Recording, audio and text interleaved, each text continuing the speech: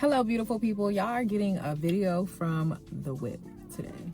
All right, so I got to campus a little early, and I really have had this thing that I'm processing, and I'm bringing it to my YouTube channel because why not?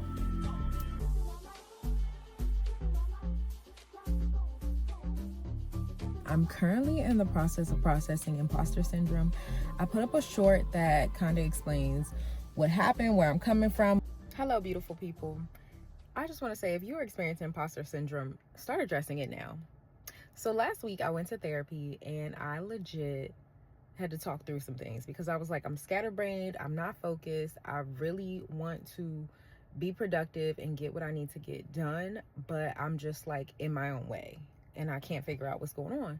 So we eventually arrived at imposter syndrome, and when I tell you, it's like the doctor giving you a diagnosis and then you being like, okay, let me figure out what green juices I need to drink. Let me figure out if I need to go on a fast. Let me figure out what's next. That is legit what happened to me. And I started listening to this book Own Your Greatness. And it was about overcoming imposter syndrome. It's by, you know what? I can't even remember her name. Orbe Austin? I don't know. But I'm going to put that in the description box because I feel like if you are experiencing imposter syndrome, you should go ahead and tap into that book. It even has like little tasks for you to do. I'm listening to it on Audible because I need to be able to get it on the go. Mostly my imposter syndrome is showing up in regards to grad school.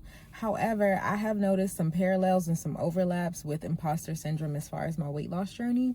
And I thought that would be something really interesting to come and talk about here because, of course, all y'all are here. Well, not all, most of you all are here to talk about health and wellness and my GLP-1 journey. And so I feel like it's important to consider that even after losing 75 pounds, 80 pounds, depending on the day, depending on the week, it is still possible to self-sabotage your journey because I still have some more to go on my weight loss journey. And so I feel like sometimes I can get in my own way if I don't feel worthy, if I don't feel like, even though I post content online about my journey, my health and weight loss, and I'm very honest with y'all, like when I be eating out of whack, I say it. And I'm grateful that I say it because some people be on here acting like they be doing all the things. And sometimes it's hard. And I think that's the reality we don't talk about enough.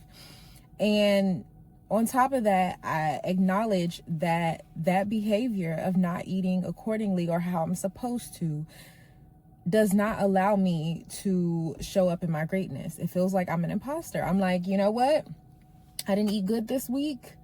That just proves that, this just happened by fate. I lost this weight, but this is as far as it goes. This is the end of my journey, or this is where it is. That's not the truth. And another thing I realized on my journey, I was reading some book and they were talking about how you have to tie in your manifestations into your identity. Once you feel it in your identity, it becomes a shift. It might have been Atomic Habits, but I don't remember.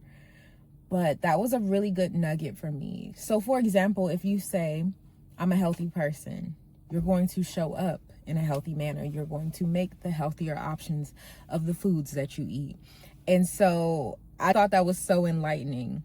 Therefore, I'm working on this whole identity shift around imposter syndrome because I am not an imposter. I'm literally showing up. And I remember when I was doing poetry, I used to feel like, oh, I'm not a real poet.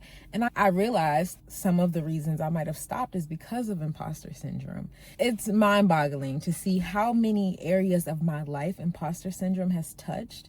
And I have not had that realization. And so I remember reading a book about poetry, and it said, what is a poet but someone who writes poems? What is a painter but someone who paints? And I think we get so in our heads about, I'm on this health journey. I've never been a healthy person before. So what would make it different now? I've never been this consistent before. So what would make it different now? And we get in our own ways. We start telling ourselves lies. So I just wanted to encourage y'all today because we've got to stop getting in our own ways. We've got to really buckle down.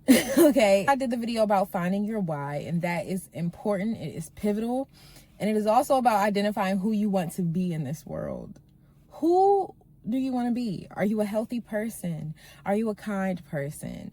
Are you a funny person?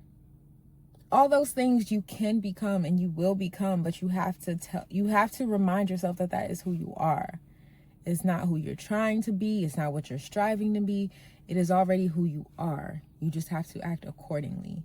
You just have to walk into it. And I always say my manifestations are right across the street. I just got to walk across the street. If my healthier version of my heart, mind, and body, mentally, emotionally, spiritually, physically, is right across the street, I gotta walk across the street. I got to put my walking shoes on. You can't just talk the talk, you gotta walk the walk. I'm really pep talking myself through this, and I wanted to share it with y'all because I know if you have spent the majority of your life, like myself, I won't say living in unhealthy habits, because I have slowly shifted habits over the years. I have had bouts of going to the gym at 5 a.m. and loving it. I remember this one time, me and my cousin would go to the gym at 5 a.m. together, and it was such a beautiful bonding time for us. And we were getting healthy. I have to acknowledge that we are doing something different than the generation before us. And it is not always easy because it's on a cellular level, it's on a molecular level. We are breaking down habits and generations of things, whether it's emotional, whether it's spiritual, whether it's physical. You got to give yourself grace. And at the same time, remember who you are. Who you are. Your ancestors did what they did so you could be here doing this. And I have my granny's necklace on right now. It is an honor to be here as part of her legacy. There is no, I'm trying to be this. No, you are and you is. Period. I'm just processing, and I'm also sharing because let's start writing down who we are, not who we're trying to be. Oh, I'm working on this. No, you are. You're healthy. You're thriving. You're beautiful. You're a grad student. You are a person who works out. You are a person who gets her steps in. You are worthy of respect. You are you are. Present tense. Present tense. Yeah.